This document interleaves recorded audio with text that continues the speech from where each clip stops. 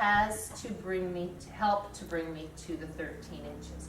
So there's the belly muscles that do it primarily. The prime muscle of flexion of the torso is rectus abdominis, right? But the iliopsoas assists in that. And Christy and I were commenting yesterday when they were doing, talking about strengthening the core. And one of the suggestions was to do this.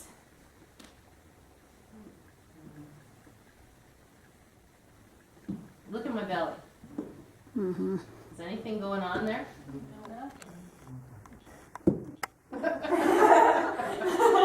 You're right. Because what am I doing this with? Momentum. I'm with part of my leg. Hip flexor and the quad, right? So when I'm in boat pose, am I truly doing an abdominal practice? A little bit. I mean, I'm not falling backwards, so my rectus abdominis is engaged. But the medial quad very engaged, the hip flexor very engaged, and the iliopsoas is helping me not to fall backwards too, correct? So this is not my favorite pose for abdominals. It's a good back strengthener.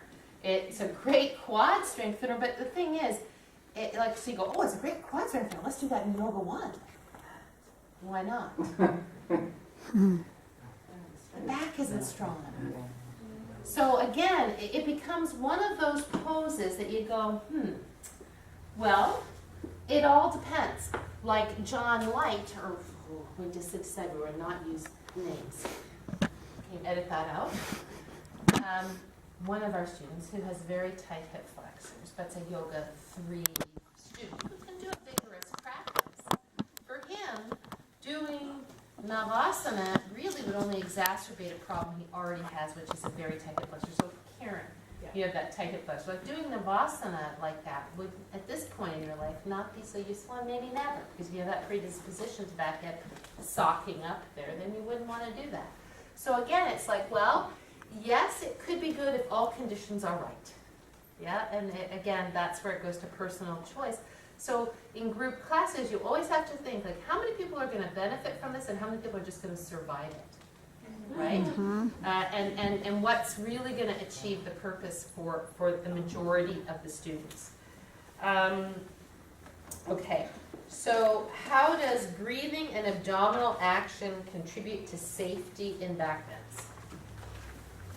Think about a back bend where not using your breathing and your abdominals would make it dangerous, or would make it less than optimal.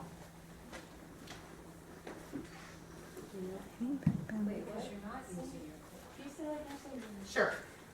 So we know that when we breathe, we need to expand the ribs. As we exhale, the pelvic floor lifts, the belly draws into the spine, the ribs close. And we'll go into more detail on that when we go to breathing, but I'm hoping that if you've been practicing here, you know that. So think of and if I'm standing in Warrior 2, and I don't do that, and my belly is hanging, it's not great, but it's probably not as dangerous as some of the back. If you're in a more severe back bend, like a camel, and you weren't using your abdominal muscles to stabilize your back, you'd run the risk of hurting yourself, I would think. That's an interesting example. Because if you're doing full camel, your belly muscles are sucked into your spine by the position. Mm-hmm. It's such an extreme back bend. So while I would be breathing, I probably wouldn't be thinking of drawing my belly muscles into my spine. I would be thinking in camel of drawing my back body down to make more space. So that particular pose, if you were doing a really bad version, you were just trying to do this, maybe, but it's positioning then. Where it becomes more dangerous.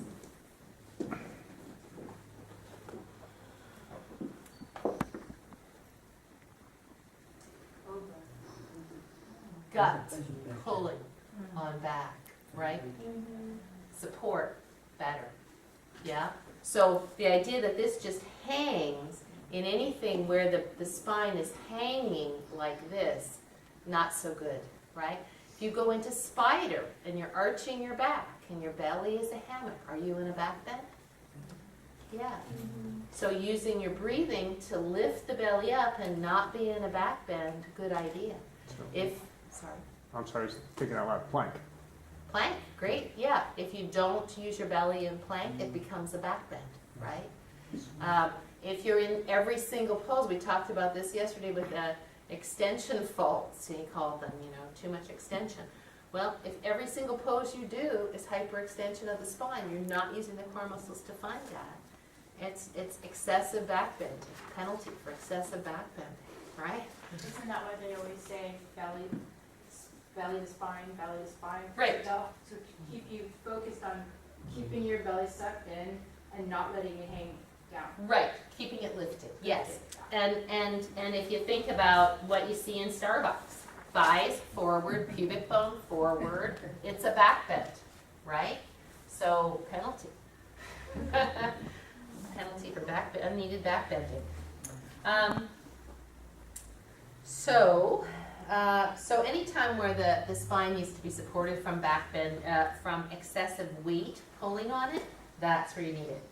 Counter poses for back bending are neutral spine and then forward bend. The example that our teacher used 1,050 years ago was a paper clip. You take a paper clip and you bend it one way and you bend it the other way and you bend it one way and you bend it the other way, what happens to the middle? It breaks, right?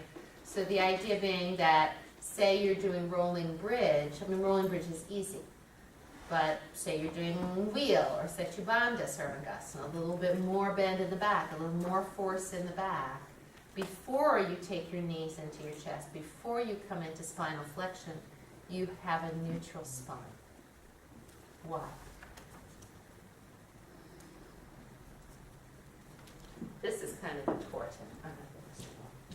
I'm getting a spine for Christmas. I'm very excited.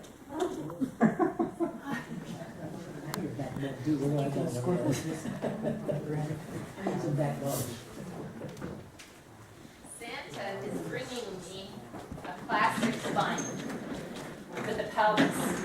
It's more portable than this remote. Very excited about that too. So, as soon as you do a back bend, so he's doing a big back bend, which way are the discs going? Are they going forward? Are they going back? Or are they staying in between?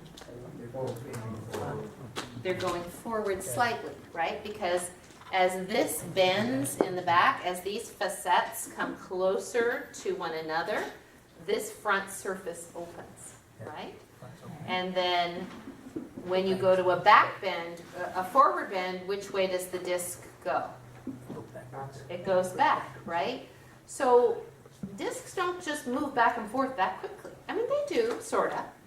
But the general cautionary thing is that if you've just done something extreme to pull the disc this way, then you make sure you give equal space on both sides so the disc can come to a neutral position before you take it the other way. Does that make sense? Mm-hmm. And even if you go, well, rolling bridge, it's not like such a big deal. You don't have to, come to a forward bend right away. But you just make that a habit. Yeah. That after a back bend, it's a neutral spine. It's like we used to do,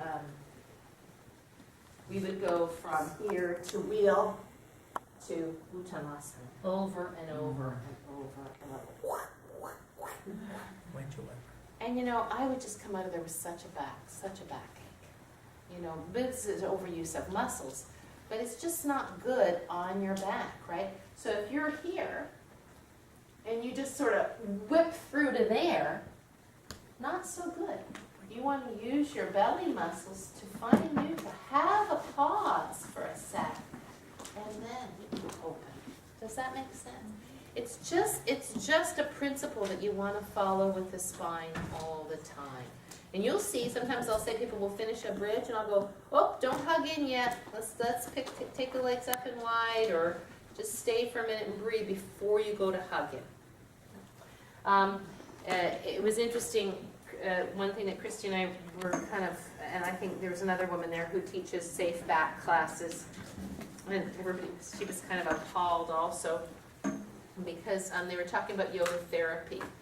And I know that Larry's one of the founders of that yoga therapy program at Loyola Marymount, where people go and become yoga therapists, right? So now they're having private clients that they work on yoga therapy to deal with physical, chronic, or chronic conditions, injuries or chronic conditions, which I think could be a good thing if you were a physical therapist first, or if you had a degree in physiology and anatomy beforehand, and you really understood the body. But our lovely sweet Brooke Peterson, now Brooke Triplett, went to that program for a year, and she said it was just painful. And it may be better now. It was a while ago. So there were all these young girls, all flexible, all who thought they were going to heal the world, who never had a pain in their life, and now no background. And now they're learning to be yoga therapists. And it can, you're talking about somebody, if you hurt their back, that's the rest of their life, right? So,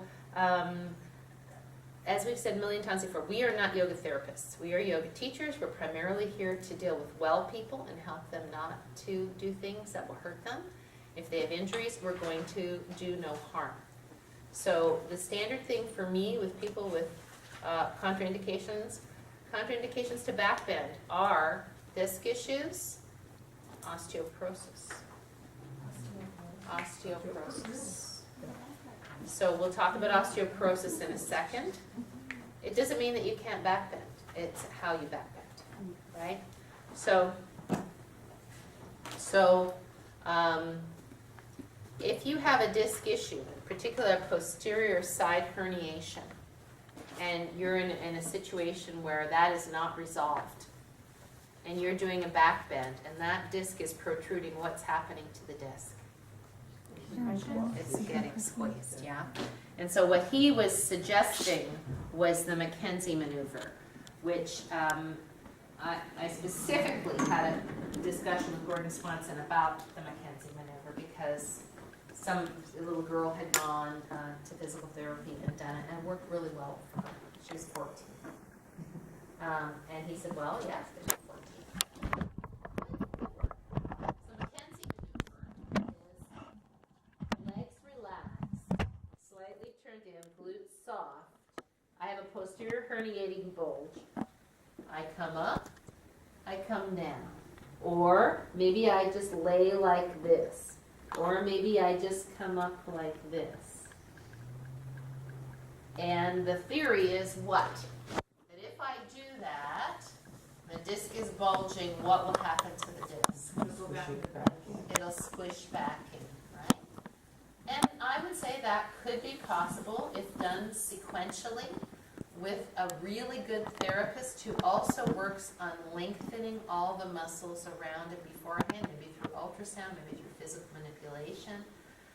But if we get somebody in here in a group class with a herniated disc, and now we're doing Cobra with him, I think we probably have a very high chance of hurting them. Because usually people that have that have a lot of other stuff going on. They have tight back muscles, they have tight hamstrings, they have no proprioception, they don't know how to breathe, they might have a gut. I mean, there's so many other factors that we don't want to take that on. But what can we do with people who have those kinds of disc issues? Breathe. To help them. We can teach them to breathe, yeah. You can teach them to stand and get up properly. Yep, we can teach them to move with a neutral spine, absolutely. What else? We can teach them to stretch their hamstrings, which often contribute, right? Because they can stretch their hamstrings with a neutral spine. And we can teach them to traction their back. So if you have a posterior herniation, you certainly don't want to do a whole lot of back flexion, right? Now I'm exacerbating that. But with a hinged hip, wink your pony. It's back traction, right? That's what they do for these people, is they help to traction the back open enough to strengthen or to stretch quadratus lumborum, to stretch lats, so that now there's a little more space there. There's a reason that that disc came out the back side, right? There's too much tightness for it to stay neutral in whatever happened, right? Not enough movement. So we can help them to get warmth and movement in their bodies. Yoga is very good for them. It's just, we're not going to try to fix the disc with extension. Yeah, So weaker pony has a bit of a twist element involved. right. When I hurt my QL a few weeks ago and I looked at QL stretches online, there's some pretty extreme twists. Right, Please advise. sure. I mean, if a person has a posterior herniation, sure. Great question. Let's use, I think we can use Tony's name because we've used it a million times. And I don't think he would mind, because he is one of those people who came with 3 back herniations and was terrified of bending forward to do spider, because that would cause pain. So starting with hands on the back of the chair with flexion at hips with a neutral spine. Finding neutral spine was huge for him, right? So what does he learn first? He learns to walk back as far as he can without pain in a neutral spine, hands on the top of the chair. That's as much length as he can get. And one of the main reasons it's hard for him is because his hamstrings are so tight. So the main thing for Tony was to stretch his hamstrings and learn to get up and down safely and to hinge from the hips, right? Then once his hand sort of got, sometimes it's not that the hamstrings are so tight, it's just that they never moved them in that way before. Does that make sense? And nobody's ever taught them how to stretch their hamstring, because hamstring stretching was always something that was said to be like this, or, and they go, well, I can't, you know, I don't bend that way. If I've heard that once, I've heard it a million times. So for him, learning to hinge at his hips and just go where he can, always listening to pain as a guide. One of your questions was, like, when is pain good? And the answer is never. Sensation is okay. Pain is different than sensation, right? When you're feeling a stretching sensation that makes you go, ooh, wow, I can feel that. That's different than pain. And I'm saying it this way because this is how I explain it to the students. Anything that makes you go, there's something going on. It doesn't mean that you can never do that, but your body's telling you that you've hit a nerve. It's a nerve thing that makes you go like that, right? So something needs to be attended to, right? So we really try to differentiate between understanding stretching sensation and pain, yeah? And there's more to that question, right? Any kind of sharp thing is something telling you something. You should But a just, dull burn might not be with the body, the muscle might not be a pain. right, Be a sensation. right. And a sensation is usually something you can breathe through. Pain is something you can't breathe through. You know, so that's one way to look at it. And I also just try to tell people that it's your intuition, right? If your intuition is telling you that this pain isn't a sensation, this is something that this doesn't feel right to you, you should trust that. And if you give people permission to do that, you decrease your liability also, right? Because you can't feel in their body. So you have to say, look, if you don't feel it's right, nobody is going to say you should do it. You know, let's let it go with that. So, so we can create space in the back. We can start to elongate the muscles that surround the back. We can create mobility. It's crazy how, you know, when people have one thing that's hurt, everything else tightens up. It's like the body says, okay, it hurt, let's just stay right here, you know. So if we can start to find freedom, you know, well, where does it not hurt? Oh, it doesn't hurt when I do this. Ah, yeah. Then the whole body starts to relax in a different way. So all this to say, please avoid any kind of back bending. And that means even this. Really working on the third, noticing. They're coming up, they're going like this. Ah, Tony, thigh bones back. No back bending, no back bending, you know. If he goes to his physical therapist, then the therapist does controlled back bending with him, fantastic. They've judged it okay. But we will never be called on somebody saying, oh, you didn't do back bending with him? You should. No. That wouldn't be, I don't think anybody would ever say that. And if you have a friend that has a disc issue and you think, well, I'll help them and I'll do the McKenzie maneuver with them, I wouldn't. I would say to them, if you think it would help them, why don't you ask your PT what they think about it, you know, and leave it at that. In fact, yeah, I can think of numerous people who've been hurt by McKenzie maneuver. So osteoporosis. So osteoporosis is what? Weakening of the Bone structure. right, so it's a demineralization of the bones, right? And often in women in particular in hips and in spine, yeah? So now, if I have somebody who is, got degradation of this bony structure, and I ask them to do a big flexion or a big back bend, is there a potential for injury, for problem? Yeah. Again, there's osteopenia, which is pre-osteoporosis, which means you started to lose some minerals. And there's osteoporosis, where it becomes more marked, and there are numbers that, you know, do that. Did you say you have osteoporosis? And you have osteoporosis, do you know where it is? Mostly L4, I think. L4? And did you have a test to I've had it for like probably 15 years. Okay. And so I get a test every year. And it's not any worse? Yeah, it got so bad I went on Fortea, which you can only take it for 2 years. And then it went into osteopenia. But then once I stopped that, it went back to osteoporosis. Oh, that's interesting. Okay. And Sissy? Okay. And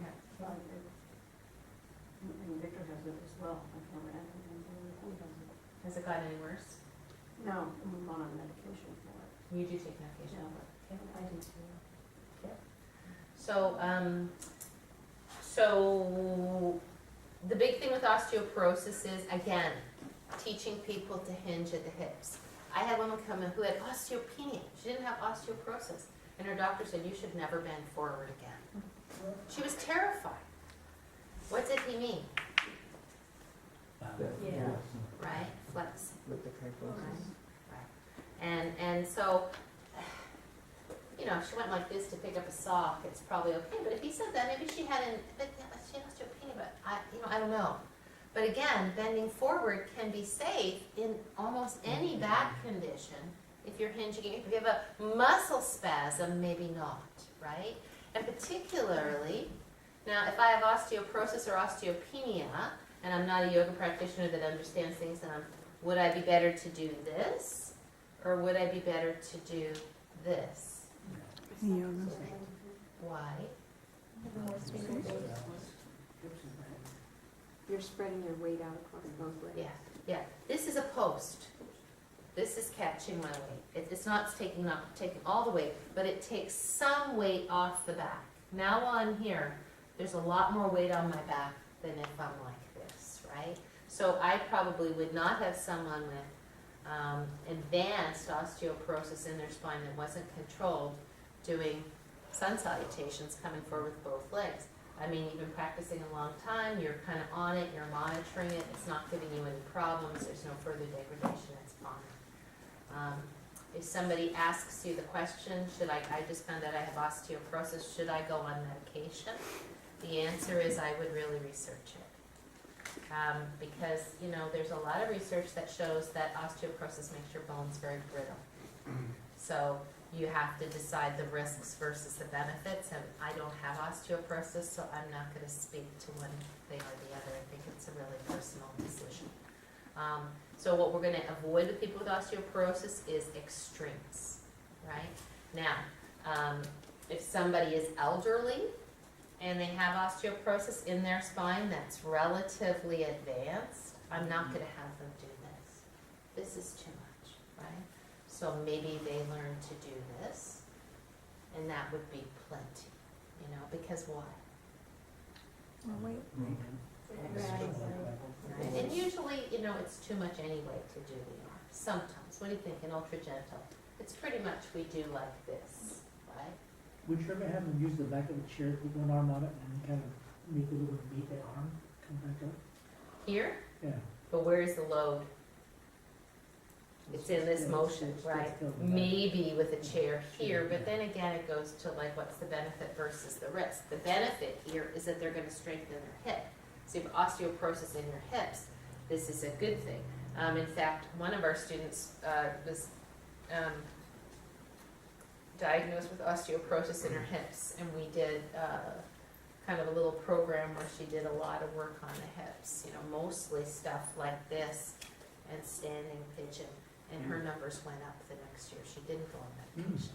So, Because that builds bone.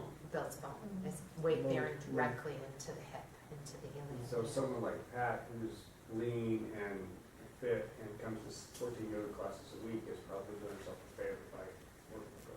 Absolutely, absolutely. Being on my feet. Yeah, and look, we have students who have had all kinds of lumbar herniations and herniated discs, and they're doing upward facing dog. But it's many years down the road, it's resolved. Maybe they had surgery, maybe it resolved on its own. They're not in pain, they're okay. It's not like if once you have a lumbar issue, you can never do a back bend like that. It all goes to the individual. Does that make sense? And they also don't know what kind of quality the bone is. It could be thin, but good quality, Right, and right. that they can't tell. Right. So you want to be cautious, but you don't want to be like, panicked either. Okay, let's take a break, and then we are going to go to crescent pose. Like you would do, and you can hang out for a sec. Like you would do if you were taking your arms over your head and putting a little arc into your back for half sun salutations or for sun salutations, right? So if I were going to do that, I'm going to turn to the side like this, or I have to do my back, I would arc my back, right? What does this position look like that we do somewhere else? Shavasana.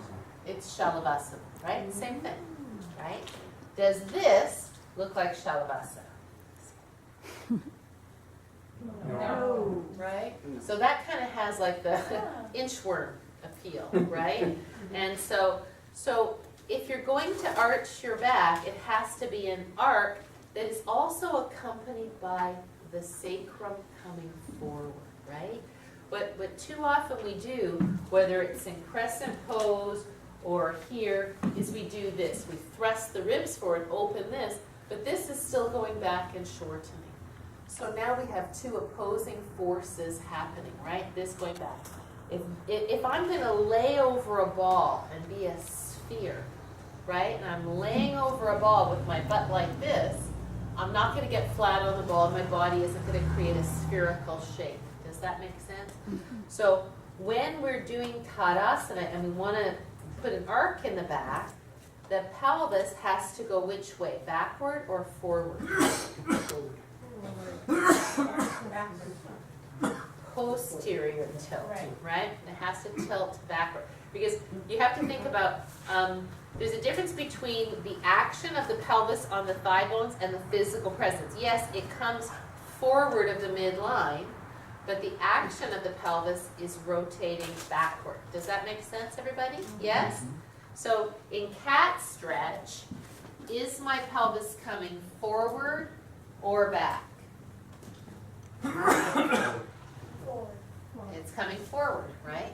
This way. When I go the other way, this is called forward rotation of the pelvis. This is what we call pelvis. I mean, you're tilting your pelvis both ways, but this is backward rotation of the pelvis. Does that make sense? Yeah?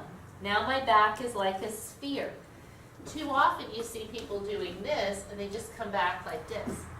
So they're missing the opportunity to move from flexion and contract the front body to stretch the back body. Yeah? So I think we'll put cat stretch in here as a back bend just to kind of clarify. But so when you're doing this back bend, the pelvis tips backward. You can just think of it like, which way is your tailbone pointing? Is your tailbone pointing out, or is it pointing between your legs, like a dog tucking its tail, right? It's pointing between your legs.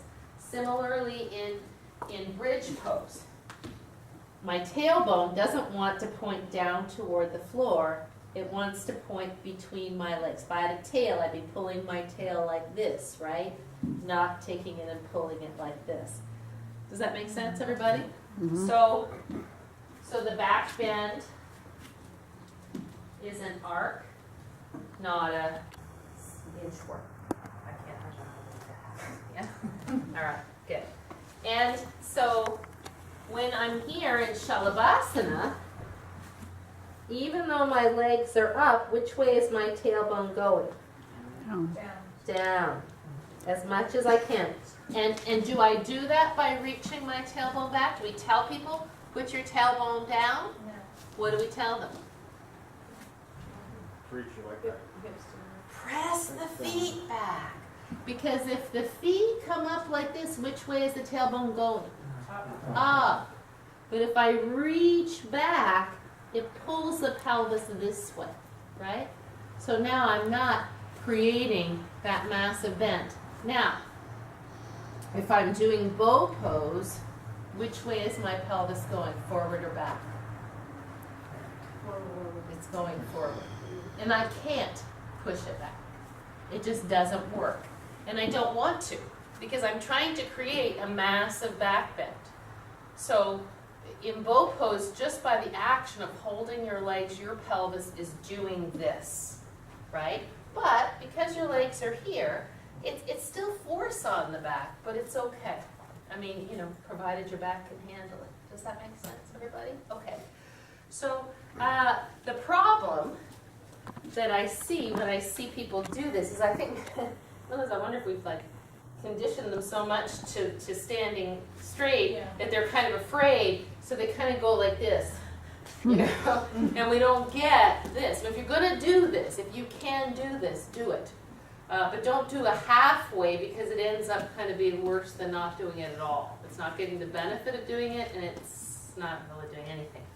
So to the extent you can, the thighs come forward, but what do you not do here with your butt? Right, if you pinch your butt, then your thigh bones come out, and now I've got all this weight going forward with the pelvis flaring. So the weight goes right here at the SI joints. Can you see the difference in my butt here when I do this? When I do that, right? There's no pinching. So you don't want to pinch. What else? Do I pull my belly in? No, it just goes in. It just goes in, yeah. I mean, if your hips are going forward like that much and your shoulders are that back, your belly will lift up by the action of the arms lifting up. If I did this, would this be good? Now I can push this belly up, watch. I could pull it in, right? So like this, I don't see any value in this, like hanging out like this.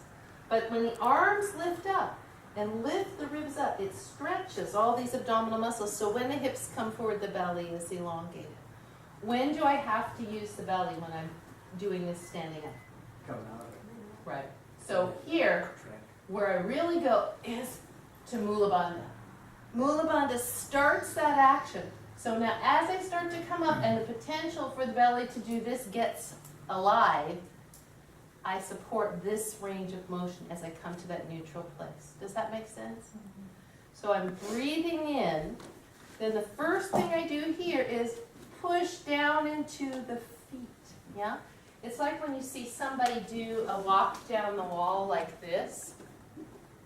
Right? And they try to do this. I can't do it. They try to bring the head up first and it collapses the back, right? From here, push down into the feet. Push down, and then you activate this, and that's what pulls you. Does that make sense, everybody? Anybody? Yeah? All right. So, let's do this. Let's come stand up. Right side joints. Yeah. Now, in this position, just relax your butt. You feel your, but now what do you feel? You feel lumbar. Yeah? Right. So this time, as we go forward, the arms open, palms up, and they have to be up at least here. You can't go here. As soon as you come to here, your arms already have to be creating support. So it's for each person different, but somewhere in here, the arms are already lifting the ribs before you get to your final point. Yeah, can we do? That's it. Go ahead as you're ready. Let me watch. Inhale, sweep the arms. Now use your belly to come up. Exhale. That's it. Okay, that was pretty good. Yeah? So I know you're not very warm, so we're not gonna do a lot of this. That's why I wouldn't consider that a warm-up. I mean, when we, even on power yoga on Saturday mornings, when we start with half sun salutations, unless I'm feeling really feisty, I certainly don't start with a back bend, you know, I just start neutral to get lift and space, yeah? What was I gonna say? Put your hands on your sacrum and stick your tailbone up, so this creates compression, right? Now find neutral. Now gently press the bottom of the sacrum down and push the hips forward. Does that feel kind of good? But don't bend your knees here. So you'll see people all the time in like art galleries. And they're like, yeah, it feels good. It feels good, and I don't mind that. The problem is when you're teaching in a general class, people get a little more enthusiastic and their shoulders up here and all that stuff. So I'm okay with it, but it's kind of a nice way to explain the idea of the hips coming forward if you're teaching hips forward in half sun salutations. That the tailbone is going down to make space here. Yeah, does that make sense, everybody? Okay, so now what should we do?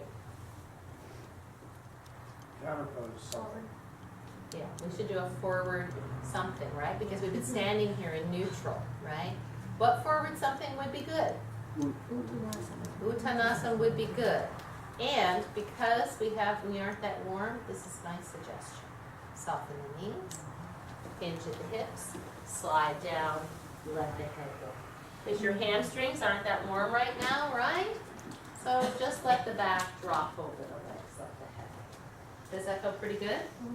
If your legs were straight, would it feel as good on your back? Maybe, depends on who you are. You know, if you're very flexible, maybe it would, but for most of us it won't. Good, and now we're gonna come up in a second. Should we come up with the weight to the toes or the weight to the heels? Heels, not one down. That's it, exactly right. Arms to the side, put your weight in your heels, push with your hips, come on all the way up, right? Nice, good, all right. So we'll go over that, you know, if you come to Yoga 3 or 4 classes, we go over this in greater detail. If that's not something that's in your own practice, you're not going to be teaching it. So I think we can leave it at that. Yes? I might have misunderstood in an earlier class you taught us. I thought we always want to shift to the heels when we're coming up. We don't always? No. If you have, you do, because your hamstrings will not sustain weight to the toes. So people who are very flexible, when they come up, they keep the weight to the toes. And is my weight to my toes? Are my hips over my ankles? Why? Why did Darcy get called on it? Called on it? Remember how you used to put your weight back? Oh, yeah, I did. Oh, absolutely. Why did I ask you not to do that? Absolutely. Do they shift her thigh bones back? Because I want her to strengthen her Right. glutes and her hamstrings. Right. Right? It's easy to So if come you're back like very, this. very flexible Mhm. and you put your weight in your heels, your hips will do it, and your hips and your quads and your hamstrings don't have to work as hard. When I come up like this, it requires a lot more effort of the glute. It requires a lot more stabilization from the hamstring than if I just come like this. And if you go on YouTube and you put in yoga video and you watch anybody, I guarantee you on YouTube doing that, they will be sitting in their heels. They will come forward, they will come up like this. Unless It's just you very watch a sloppy. video that's taught by a physical therapist. Maybe. I haven't Sherry seen it Garvin? yet. Yeah, true, yeah. Yeah. Judith Lassiter. Yeah, Mhm. Judith Lassiter, Donna Mhm. Farhi. Mhm. Anybody who is a physical therapist or who deals with the biomechanics of Right. the body will put you to your toes there. But video by Candace won't. But to the credit of Adil or the Iyengar school, it's weight to the toes. They don't put the weight back in the heels coming up. So it's not just the PTs, but it's the, we had that discussion already. Does that make sense, Barry? No, but I'll talk to you later. Still a Well, little our confused. I don't beginning wanna take up students more learn time. to put their weight in their heels because we want them to bend their knees, right? Because Right. most of them will come up with their weight to their toes and they'll haul up like this. So we teach them to bend their knees and stick Exactly. their bottom out so that they learn this position, right? So when they're coming up, we'll say, bend your knees, put your weight in your heels, extend your spine, push with your hips. Because, and in so doing, they lengthen their hamstrings, right? If they don't, their sit bones will be here, their hamstrings will be shortening, and they'll be pulling themselves up like this, or they'll be like this, and they'll still be hauling up with the lower back, but the hamstrings won't get long. As soon as we get them to get a little bit lower and stick their butt, as soon as you stick your bum out, your sit bones go back. So your hamstrings stretch, right?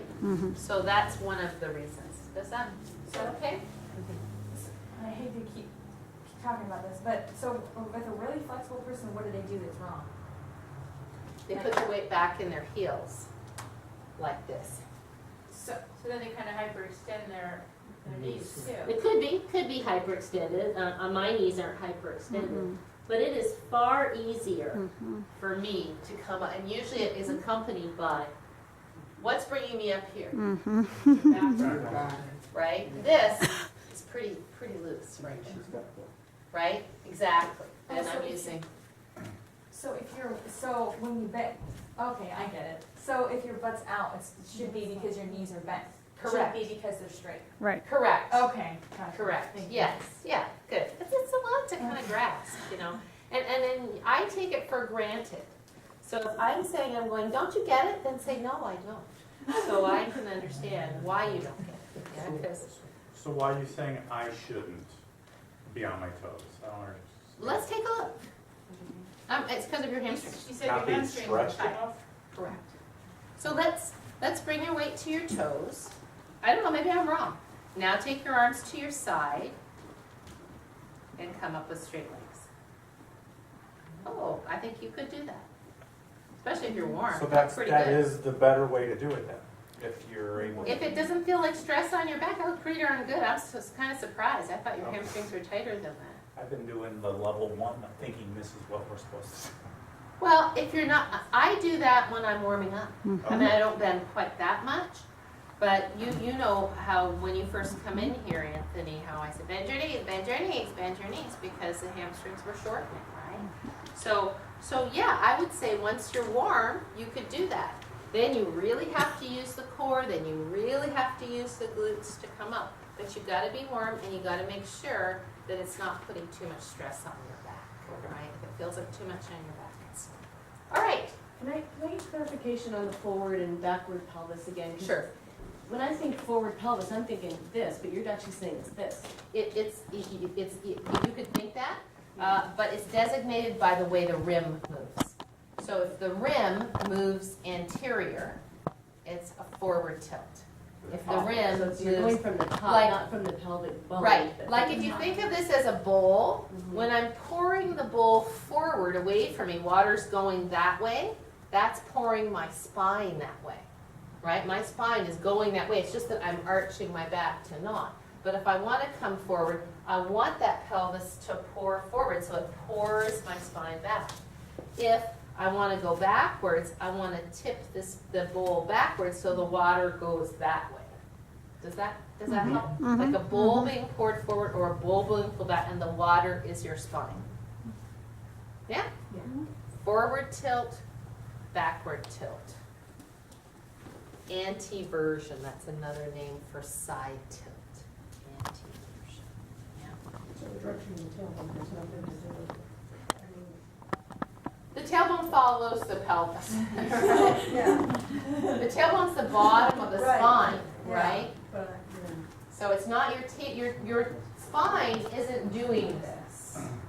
Your spine is being acted on by the way this is going. This is forward tilt, this is backward tilt. The spine from tailbone to atlas will follow the pelvis, unless muscles stop it from following, like this. Right? Muscles are keeping my spine from following. But that's why we say neutral spine. The spine should follow the pelvis, right? That's why I don't like this.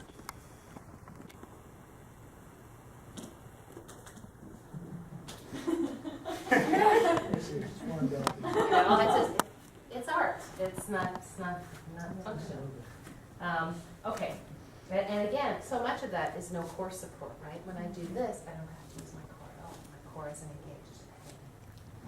All right. Let's talk about Shalabhasana. Let's go to that next, yeah? We talked about stretching the quads last week, right? Stretching the quads, stretching the hip flexors, didn't we? Laying on the belly, laying on the side, right? So, so that would be a very simple a way to be in a back bend and to stretch the front body. We're not going to talk about preparation for Shalabhasana right now. Is this a back bend? For all of us, right? This could be a back bend for some people. If I had big boobs, this would be a back bend, right? Just laying on the belly can be a back bend. In Shalabhasana, we have a couple ways that we do it. The main thing for me is not to get super high but long and low, as you know, right? So now say I have, I'm older or I have a difficulty in my back. This is plenty. Reaching the Barbie foot back, feeling the glute engage, feeling the hamstring engage. Can you lay on your belly? Watch for a sec. I want you to feel the difference between your butt when you do that and when you do this. Okay? Because what does this contract? Can you see it? Hamstring, right? So let's lay on our belly, forehead on the floor.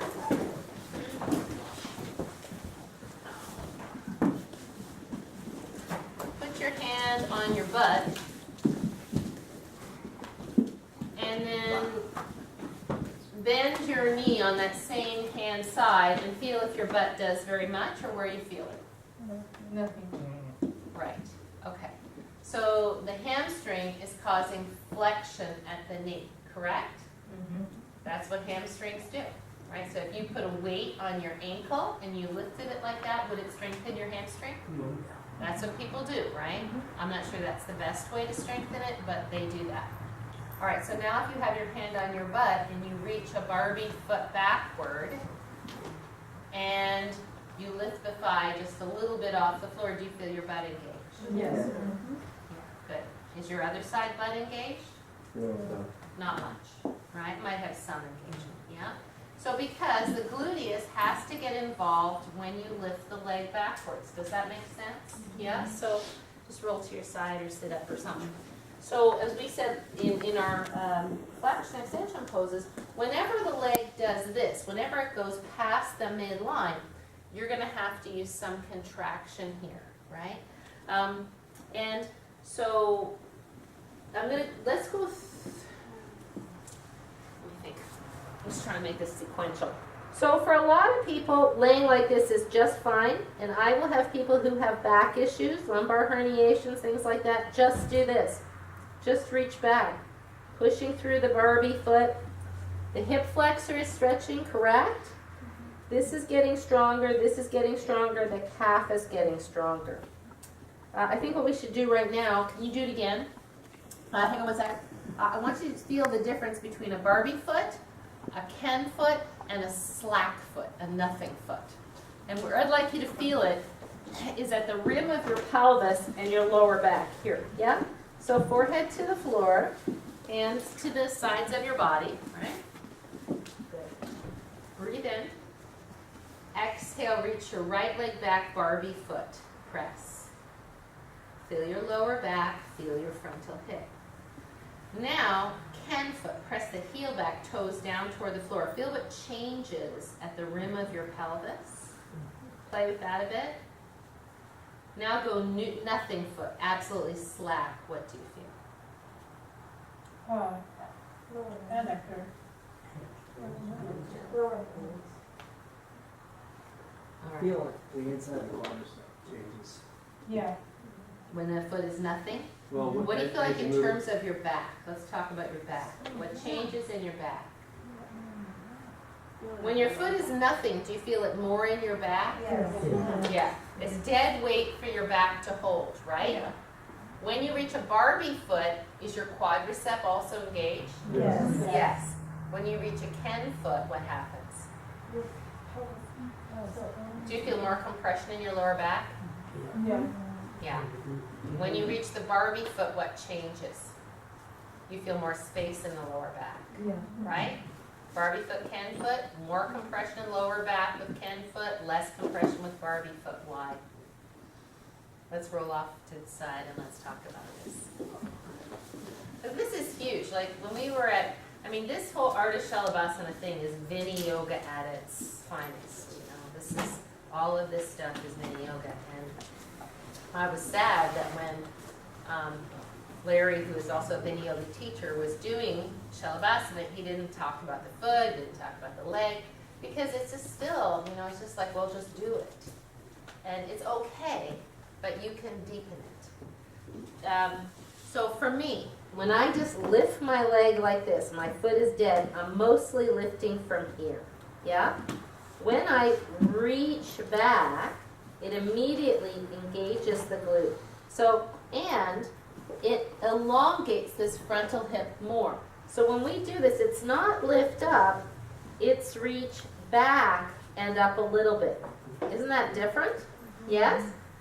If it's a Ken foot, it pushes into here. Watch the difference.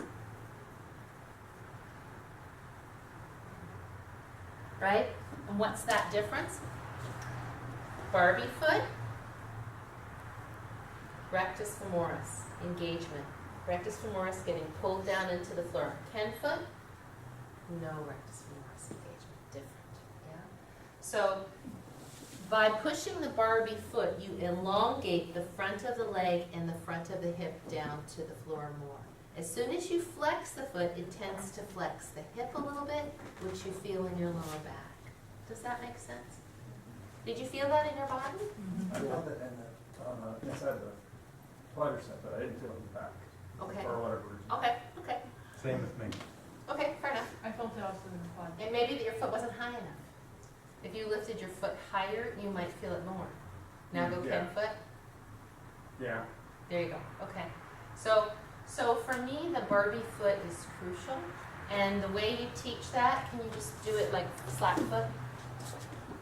And a little lower, please. Completely slack. So I just go like this, and I hold the foot here so that the ankle doesn't extend, because if you say, just push my foot, inevitably they go like this, right? They try to push with their heel. So if you hold here first to get that ankle, and then you say, push my hand away, right here, push. Then they get it. Then they can feel how to push, right? So that's the simple adjustment for that, thank you. If I'm going to teach Ardha Shalabhasana to people who have never done it before, I make sure that when I'm warming up in the practice, I come up on the toes, because it's the same action, right? That's a Barbie foot, right? And then I'll say, do you remember when we got up on our toes and have everybody sit down? Sorry, I'm Miranda. And we say, this is a Ken foot, this is a Barbie foot, we do all of these, this is a slack foot. In Ardha Shalabhasana, you want that Barbie foot. You want to feel like you're pushing away. And we practice with one leg and then the other. I know now, but I didn't know right away that the Barbie foot is with the ball with the foot, the toes pulled back. How important is that to reinforce people, and what's the benefit of having the toes pulled back as opposed to pointing the toes? That's interesting, yeah. Pointing the toes, you'll get more people who will get foot cramps. Yep. For sure. And spreading the toes is very good, just on a foot level. Teaching this, I think this is great too, because it stretches the front of the ankles and strengthens the arches. I think that we should teach people both. But when we do this, we tend to lift higher and get in here more, because it's more like you feel like your toes have to go up like that. Do you know what I'm saying? When you do that, it takes you back more. Does that make sense? Yeah. The pointed foot is harder to reach back. the ball of the foot reaching back, you're gonna get more of this patellar tendon lift, and you're gonna get more stretch back. I mean, you could do it with a pointed foot, and you could do it very well with a pointed foot, but it's like what will most people do. And so learning the Barbie foot, because we use it in so many things, we use it in triangle pose.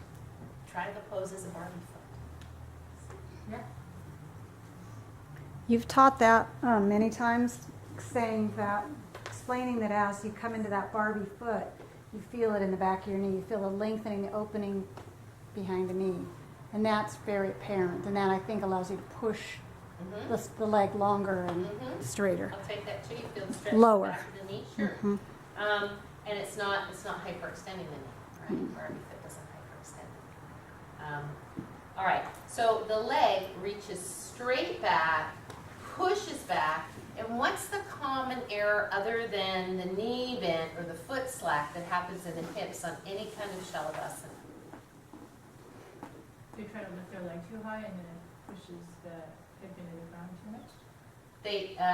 You can never push your hip into the ground too much, but it causes too much back bend, for sure. They try to lift the leg too high, yeah. What else? Just let's talk about legs now, hips. Very common. What do I always say? You want to keep your legs together. You don't want Yeah, legs not too wide. Watch the difference. Here, it usually happens on artist shalabhasana. Rotate it out. Turn it out, right? I mean, there's one student, I have to, but she's been taking over for a long time, but she always does this. You know, I'm constantly over there going, and she can do it. It's just that to take her leg up, she lifts, she rolls and lifts, yeah? So the kneecap faces the floor. The leg doesn't turn out. Look what happens when I turn out.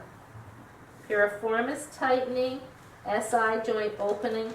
It's not meant to be open, it's meant to be neutral. The other thing that's important about that in keeping neutral in all back bends is the iliacus and iliopsoas cross the pubic bone. As soon as they move over, they don't stretch as well, they don't lengthen as well. So you want that to be nice and square. Yeah, does that make sense? So no turnout, no one hip higher than the other. Both hips stay on the floor. This hip does not lift up off the floor like that. Do you see that action? Both hips, both of my hip joints are on the floor. Even if I was really high or higher than this is on the floor. This isn't off the floor. That would be tricky with both legs to get it off the floor. Without you'd have to be doing a big momentum thing, right? Okay, so that's the lower legs. The lower legs reach back. Everybody can do that mostly, except for people who can't lay on their belly at all. And there are some people, because of their back, they can't lay on their belly at all. Sometimes people feel better if they have a little blanket here underneath, like this, yeah? Because maybe it's just a little too sinky when they get here. So something like that is good. Some people, their neck or their shoulders don't like this forehead on the floor, or if they have breast implants or they're lactating. Some people really feel uncomfortable being flat on the floor if they have big breasts, right? So then this could be okay for them. They just have to, when they lift the leg, not lift up like this unless we're doing Ardha Shalabhasana. But if we're just doing legs, all of this stays on the floor. So this slight lift at the belly can be useful if it feels uncomfortable for them. And if they have really big breasts or they're lactating, then they can do something like this. Yeah? Make sense? Tara? Any thoughts on that? They don't usually lay on their belly. Oh, right. No. I was thinking belly. about lactation. Yeah, but I haven't been really teaching. Yeah, yoga people, yeah. But no, I don't really have a class, but we didn't usually do enough in the class to get to. Right, to that. Okay, yeah. No, just generally, I mean, if you're going to do Ardha Shalabhasana and you have big breasts or you're lactating, it's not so bad because you're lifting up. You know, but some people with really big breasts, it's still uncomfortable, in which case they can do like this. They can use their forearms and they can lift up. It would probably be a good pose for somebody who's been, to be doing Absolutely, sure, as long as it were part of a whole practice, yeah. Because if they've been doing that a lot, then that would be like the paper clip, right, to come in and like that. All right, so then the variations, right? We used to do Ardha Shalabhasana. The way I learned to do it was like this, like Vinyasa, right?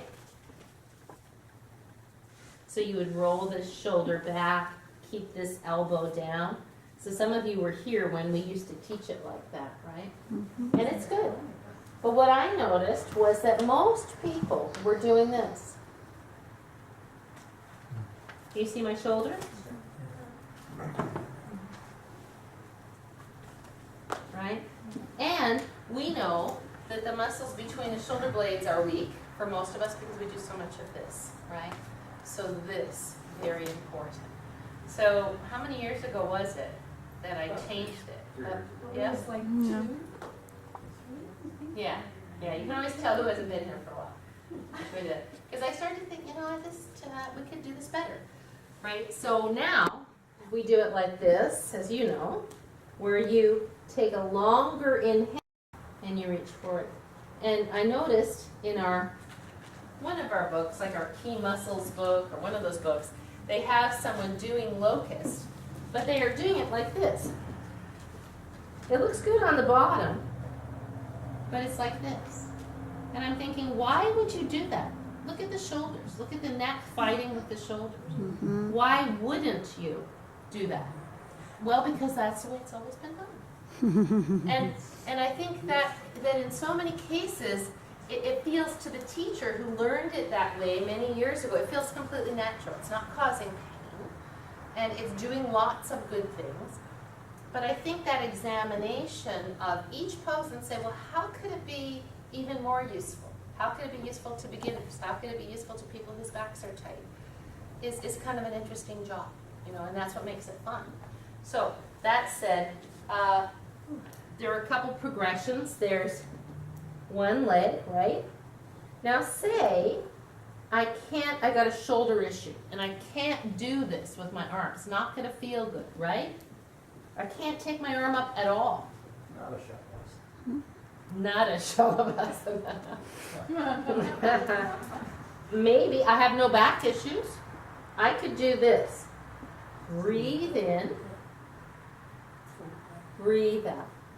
What benefit am I getting? That I wouldn't get if I just did this. You're strengthening your shoulder. I'm strengthening the rhomboids and the lower trapezius and the serratus center. I'm strengthening the muscles of the upper back and The spinal erection. I'm strengthening my back. This won't strengthen the back. It creates some length in the back, which is nice, but it's that lifting of the torso that creates the back strengthening, right? And that's not a bad thing, it's a good thing. So long, low, lifted, good. So if the person can not put their arm forward, or their arm forward looks like this is not useful. It's not like, oh, do it like that and then one day your arm will get like this in this pose magically. No. Do other things with your arm, and then maybe if your arm through other means gets better motion, then maybe it will go. Now, a lot of people can't do this, but they can do this.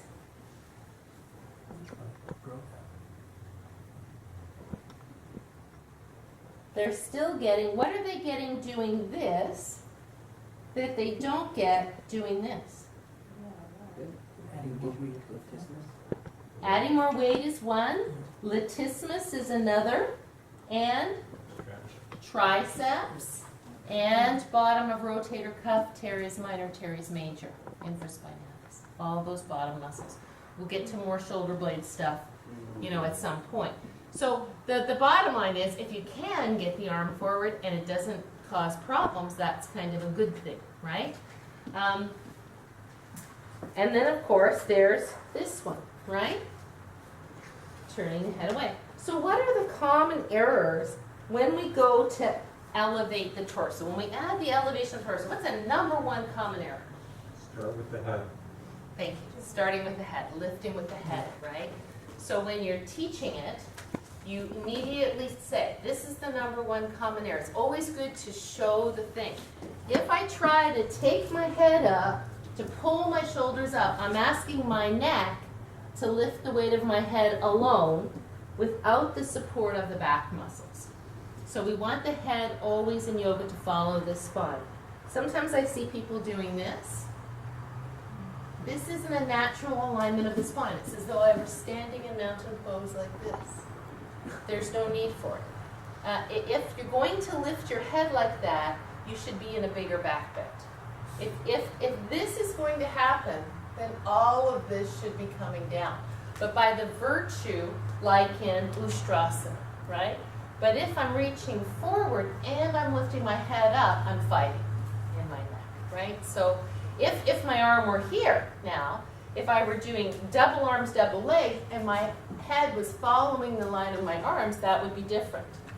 But certainly I don't want to, I just say, keep your nose and your eyes facing the floor. If you see the front wall, you're lifting your head too high. Have you heard me say that? Yeah. Then the other common error, second most common error in the torso and arms thing is to not move from the upper back, but just to swing the arms, right? And then the third thing is to be utterly confused. And it is, it's confusing. If you haven't been in a class where you've been taught it from the get-go, and you join in at Yoga 2 or Yoga 3, you're kind of like going like this, right? Oh, that's what people do, is they do the semaphore. Uh-huh. What kind of a bug is it that does that? I don't know. And the beetle on its belly, and then they've got that horrible look on their face. It just makes you feel so sad. You know? So to me, the trick is to teach it to your Yoga 2 people sequentially. So the other thing that I make sure, if I know I'm going to teach artist Shalabhasana, I do, is I make sure I do Vinyasa. And I say, feel how the arm opens and the head turns away from the arm, right? Because then you have something to refer back to. You know how your head turned away from, it's always odd to me that people will do this. I don't even know. Because to me that feels so awkward, but it's only because like that's not how I learned it. So it just doesn't feel natural to me to turn the head toward the arm. But that happens a lot, right? So now I've done the video. Sometimes what I'll do is, now we're warm for this. We're ready for this. I go over the Barbie feet. I talk about pushing the feet, legs straight, pushing the ball of the foot. Then I have them sit on their block and we do this.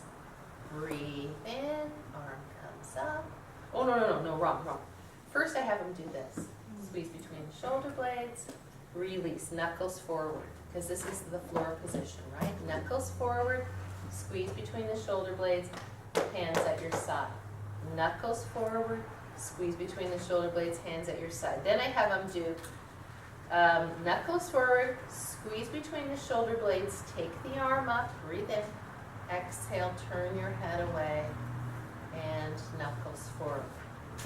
Breathe in, take the arm up, turn your head away, and come down. Just to kind of get the feeling of turn your head away from your arm.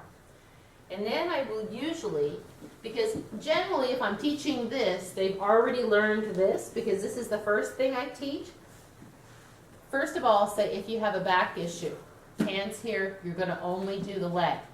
Then we do this to get the feeling of this, right? I'm doing the speed version. Then we add. And so we say that now you have to have 2 movements on one breath. On one inhale, you've got to squeeze between your shoulder blades and get your arm there. So you can't afford to go too slowly because then you run out of breath. Then you can take that long, slow exhale all the way back. And then you rest. And that's the other common error, is not to rest, right? And you've heard me say value the rest as much as you do the activity, right? So that idea that you sink into the floor. You're not just ready for the next one, right? But when you rest, you're not really taking a complete breath, are you? You're resting at the Vichaka, at the end of the exhale, Gotcha. right? And that's that beautiful moment that we don't always get. We think a rest is like 4 breaths, but a rest can be just the moment after you exhale, when you bring your arms down after triangle pose, and there it is. And it's just that moment, but in that moment there is a rest, yeah? So is that clear? Now, say I get somebody and they're just, they've come to your Yoga 2 or Yoga 3 class, and everybody else is doing it, and they're completely lost. So there are a couple ways you can do it. If they look like they're kind of close, you can call it out. You can say, inhale, and then I don't try to deal with everything. Inhale, one arm sweeps forward as the opposite leg lengthens and lifts. Exhale, look away from your arm as you sweep it back. And maybe they'll kind of get it. The challenge is for me, when I'm teaching a Yoga 3 or a Yoga 4 class, I like to say, well, you've all spent enough time to be here that you don't have to hear every detail, nor maybe do you want to. Maybe you want the time and the quiet just to do it.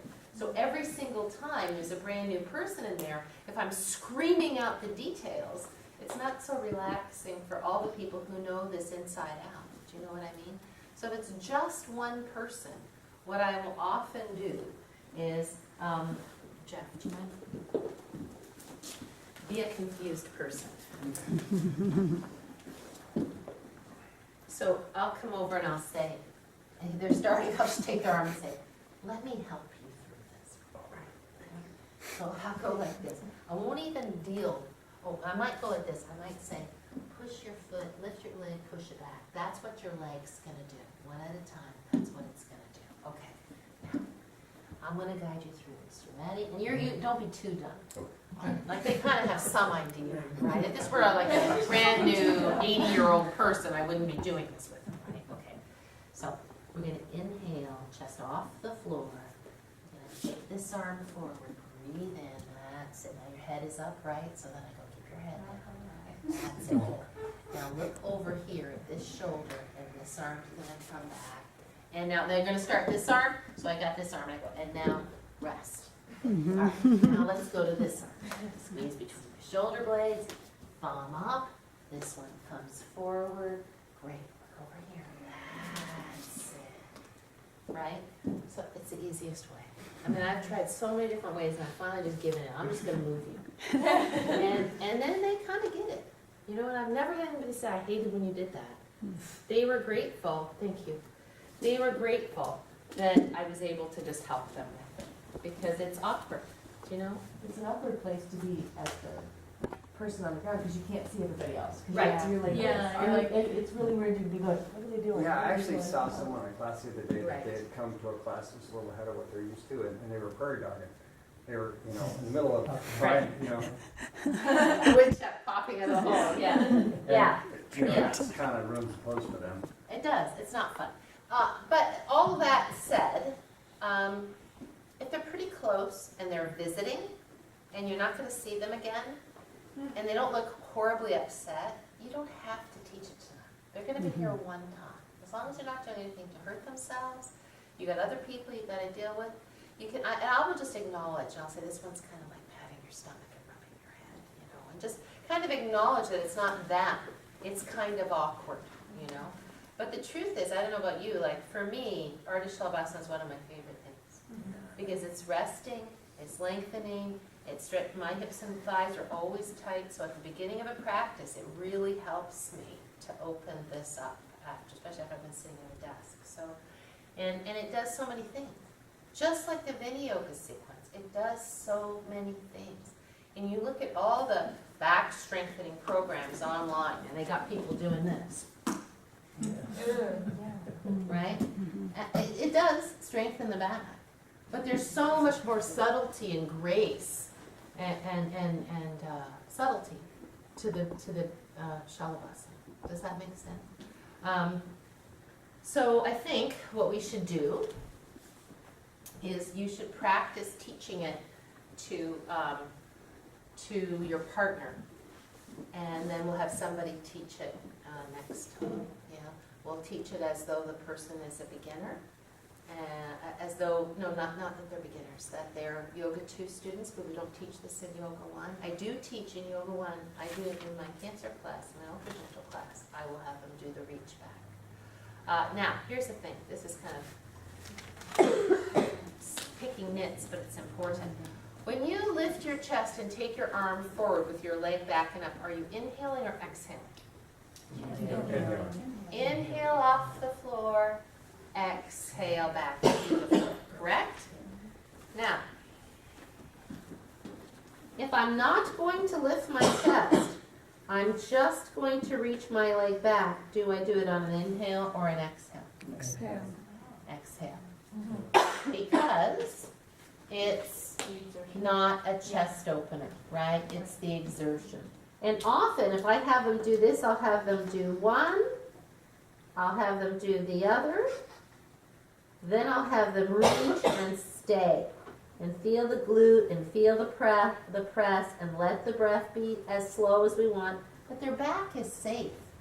So we don't have to do a whole lot of movement. And this continuous 5 breath hold is a good strengthener.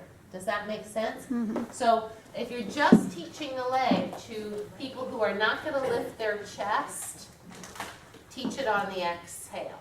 If you're teaching it in that moment, now we're just going over this, and we're going to be lifting our chest. Don't teach it on the exhale and then switch it. Teach it on the inhale. Does that make sense? It's kind of awkward, but let's say I'm doing here. Well, here you're lifting your chest and hip. But I might say, well, probably what I would do if I was just going over it, I would probably just go inhale, exhale. Because I know I'm going to come up. Inhale, exhale. Now let's add the arm. Inhale, let's add the chest. Inhale, exhale. Turn the head. Because I don't want to have to switch it. Then they're going to be really confused, and it's not going to kill them to take it back on the inhale. And how did you teach it for level 1? What did you say you do? I do exhale, reach. Sometimes a lot of them are here. Exhale, reach, relax. Exhale, relax. Exhale, stay and breathe. Come down, reach back. Exhale, stay and breathe. 3 breaths, 4 breaths, come down. So you alternate legs, but you're just reaching back. I didn't think there was much you did on the floor with level 1. Yeah, we do rolling bridge. We do this. We do windshield wiper. We do legs up and wide. We do twists. We do seated twists. We do angel in the snow. It's just not Ultra back and gentle. forth. It's Ultra gentle. We don't do as much on the floor. And when we do it in Yoga 1 or Ultra Gentle, we do it at the end. Right? Or sometimes in Ultra Gentle, I will work on core strengthening and we'll do this, right? Then if we can, I did have one of the few we've had, I did have somebody very heavy set, rolling to her belly, crack her rib. Rolling to the side and over in Ultra Gentle. So, these things can happen. So, but that was not something you could do much. Yes. For a higher level class, Yeah. the pros or cons of just going straight to doing both arms and legs versus one at a time? Great question. So, if I have a level 4 or level 3 class where everybody knows both very well and it's not the first pose off the deck, and I have somebody brand new in the class, I will often just go to both arms, both legs, because it's easier for the new person to pick up, and they're going to be fine either way. We're still going to get the back bend, we're still going to get the reach. The reason to do this is to release the sides of the neck, to stretch the sides of the neck, and to mobilize the shoulders. So for example, if we've been doing shoulder stand, I will do Ardha Shalabhasana afterwards. If we've been doing a lot of abdominals where we're doing this, where the head is coming forward, anything where we're like this, I will often do Ardha Shalabhasana afterwards. because it stretches the belly and releases the sides of the neck, sternocleidomastoid, yeah. So it's not just to strengthen the back, it could be a counter pose for any kind of abdominal contraction. Does that make sense? And then I would not choose to do both arms, both legs, because it's more strain and more reach. Here, this is easier, so if you're counterposing something, you would take the easier option. Does that make sense? Yes. And on yoga 1, when they're just doing the legs, do you prefer that they have their forehead resting on their arms or the arms at the side? I prefer forehead on the floor because it doesn't increase the 13 inches. The 13 So you inches don't put the stays hands inside. underneath the forehead? I say if it's more, I will say, I'd like you, if you can, to do it with forehead on the floor, but if it's not comfortable for you, put your hands here. But then I'll watch to make sure that they're not doing this. Yeah? Does that make sense? Now, Shalabhasana, both arms, both legs, is the same thing, but you don't do this. Both arms, both legs. Why? It's really hard in this position to get reach back. Here you get reach back, you get length. Here it becomes a lot of weight on the back. When you do this, it is more work on your lower back, for sure. You got 2 legs instead of 1 to lift, you know. So it's okay. It's just that's not for people who are older. Did you say something? Somebody say something? Oh, yeah, because I was going to say, because it's kind of like a pulling motion when you put your arms in the front. Because you can't really do that when you have just your legs backward. Right. Yeah. It's the same thing as a back bend, right? Yeah. You're lifting your arms up to lengthen the rib cage, to lengthen the lat, to stretch, yeah? So, and you'll see people, the other common error, like my husband who has the scapular elevation, I'm not using any names. How many husbands do that? He somehow has this idea that it's better to go there and stay there. And he tries harder. You know, I keep saying it'd be better if you went and came back. Because it's this very action of turning the head and moving the arm back that's going to help to free the shoulder and to move the shoulder. So just getting here and trying harder isn't so good. And if the person is like this, I would just say leave the arm out. You know, but if they say, well, it feels good, and you don't see them overusing their lower back, then that's okay. You know, also similarly this. Look at my neck here compared to here. As soon as you do this, like this, the arm bone comes up in the shoulder socket and tenses the neck.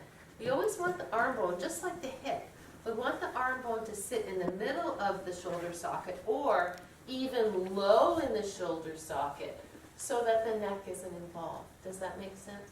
So like doing the Egyptian in any back bend, only if you're massively flexible. It doesn't stretch as well. Oh yeah, which goes to the lat thing. So I have noticed that these exercise programs where people overdevelop their lats on purpose, where we all know what a lat is. Where does the lat go from? Goes Spine. from your arm Let's down look. to the center spine. On page 115. 115, let's look. It's good to know where these things are. It's the swimmer muscle, the bat wing muscle. Yeah, 115 did you say? Yes. Is this the right one? I'm in the key muscles. Yeah, okay, yeah. So it goes from the arm bone all the way down to the sacrum. Yes, all the way down to the bottom of the sacrum. And the thing is, if you overdevelop that muscle so that you get wider look under here, kind of like wings, and they do this on purpose in certain exercise programs, which will remain unnamed. What does that do when it comes to bringing your arm into full flexion over your head? You can't do it. You're too tight, you can't get it up. Right, you can't get it up. That's basically right. You can't get that arm fully like this, right? So I had a student who is quite accomplished, and she was doing this, and her arm was like getting like this, and I said, wow, it's interesting, because she was flexible, strong. It's interesting that your lat doesn't allow you to get your arm like that. She goes, oh, we're big on the lats in X. Exercise program starts with P. So it's a cosmetic look, right? And like, I don't get it, because you want to it makes your waist look smaller if the triangle is bigger on top. I mean, why would you want to, like, imagine if she ever had to hang from a ledge. She would give out sooner than me. I had to hang from a ledge once. Did you? It's a good thing that I could hang for a long time, I can tell you that. If I had been like this, I probably would have fallen off. Was it in New York? Yeah. Yeah, it's a long story. All right. But I did hang up before.